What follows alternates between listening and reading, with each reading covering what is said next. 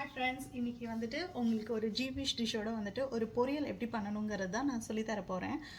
Normally எல்லாத்துக்கும் வந்துட்டு broccoli பிடிக்காது, எனக்குமே பிடிக்காது. பட் இவங்க பண்ண அந்த மெத்தடில் நான் ப்ரொக்கோலி லாஸ்ட் டைம் சாப்பிட்டு பார்த்தேன், எனக்கு ரொம்பவே பிடிச்சிருந்துச்சு.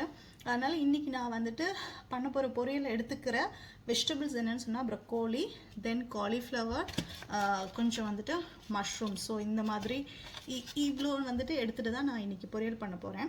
ஸோ ஸ்டார்ட் பண்ணிடலாமா? எப்படி பண்ணணும்?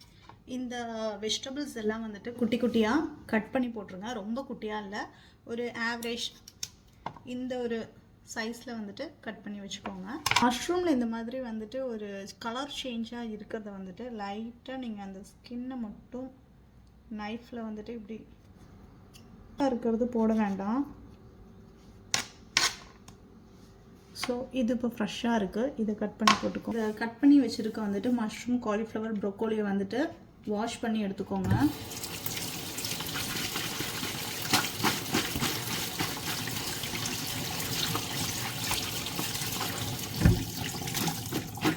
அந்த மாதிரி வாஷ் பண்ணி எடுத்துட்டு ஒரு இது எல்லாமே வந்துட்டு ஃபஸ்ட்டு ஒரு கொஞ்சம் சால்ட் போட்டுட்டு வந்துட்டு பாயில் பண்ணணும். அதுதான் நெக்ஸ்ட் ஸ்டெப். இதுதான் இங்கே இருக்கிற கேஸ் ஸ்டவ். ஓகே, இது வந்துட்டு இந்த இடத்துல இருக்கிறதுனால அப்புறம் ஸ்டவ்வில் வந்துட்டு வாட்டர் வந்துட்டு பாயில் ஆகிறதுக்காக வச்சுருக்கோம். அந்த டைமில் கொஞ்சோண்டு வந்துட்டு கல்லுப்பு, சால்ட் வந்துட்டு அதில் ஆட் பண்ணணும். சால்ட் போயிருக்கிறேன். So it's not salt. கொஞ்சோண்டு சால்ட் எடுத்துகிட்டு இதில் ஆட் பண்ணிக்கிட்டேன். இங்கே பாருங்கள், இது நல்லா பாயில் ஆகிடுச்சு. ஸோ நம்ம வந்துட்டு ஆஃப் பண்ணிடலாம். ஓகே, ஆஃப் பண்ணிட்டேன். அந்த தண்ணியெல்லாம் ஃபில்டர் ஆகி போட்டோம். ஸோ ஜஸ்ட்டு ஒரு 5 நிமிட்ஸ் அப்படியே வச்சுடுங்க. வச்சு 11. ஸோ 11 வச்சாச்சு. ஸோ இது கொஞ்சம் பேனல் வந்துட்டு ஹீட் ஆனதுக்கப்புறமேட்டு ஆலிவ் ஆயில் வந்துட்டு கொஞ்சம் அப்ளை பண்ணிக்கோங்க. ஆலிவ் ஆயில் எனக்கு என்னமோ ரொம்ப பிடிச்சிருக்கு, எனக்கு பிடிச்சிருக்கு ஆலிவ் ஆயில். அதனால் நான் குக்கிங்க்கும் வந்துட்டு ஆலிவ் ஆயில் தான் யூஸ் பண்ணுறது.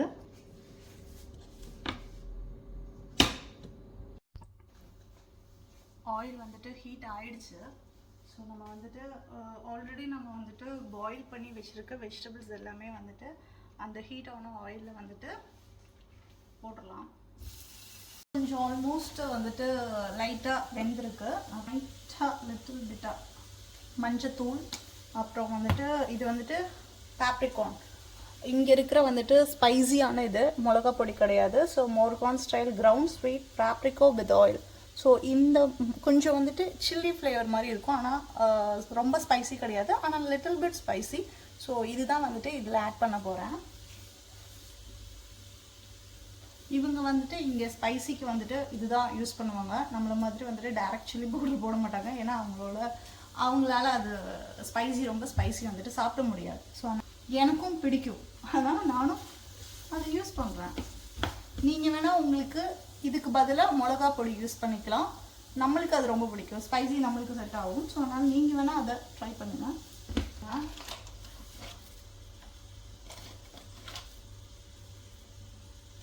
ரொம்ப ஆட் பண்ண வேண்டாம், ஆல்ரெடி நம்ம வந்துட்டு பாயில் பண்ணும்போது சால்ட் ஆட் பண்ணியிருந்தோம். ஸோ இந்த டைமில் லைட்டாக சால்ட் வந்துட்டு ஆட் பண்ணுங்கள்.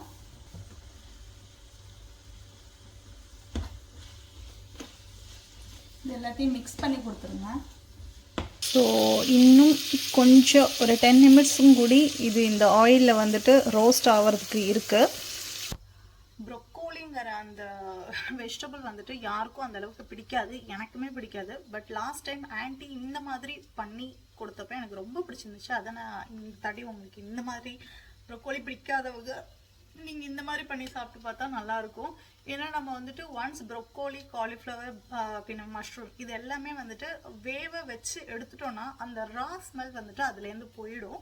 அதுக்கப்புறம் அதை வந்துட்டு நீங்கள் வந்துட்டு கொஞ்சம் ஆயில் ஊற்றிட்டு அது வந்துட்டு கொஞ்சம் ஃப்ரை மாதிரி பண்ணி எடுத்து சாப்பிட்டிங்கன்னா ரொம்ப டேஸ்டியாக இருக்கும். நம்மளோட மெயின் விஷயம் நீங்கள் என்ன பண்ணுறதா இருந்தாலும் சால்ட் ரொம்ப முக்கியங்க. அந்த டிஷ்ஷு டெலிஷியஸ் ஆகிறதுக்கான மெயினான ஒரு திங் சொன்னால் சால்ட்டு.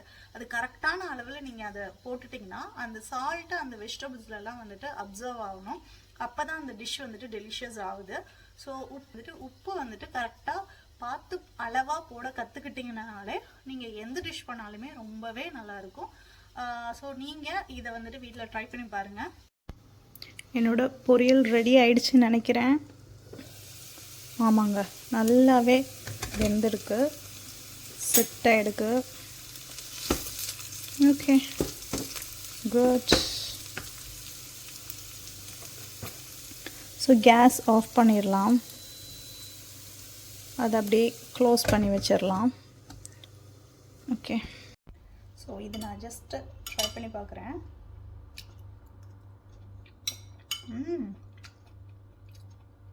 ப்ரொக்கோலி செம. நீங்கள் ப்ரொக்கோலி பிடிக்காத ஒரு பர்சனாக இருந்தால் நீங்கள் இந்த மெத்தடில் குக் பண்ணி பாருங்கள், ரொம்பவே உங்களுக்கும் பிடிக்கும். இனி வர வீடியோஸில் உங்களுக்கு நல்ல நல்ல குக்கிங் டிப்ஸும் கூட நான் உங்களுக்கு சொல்லித்தரேன். பாய் பாய் காய்ஸ்.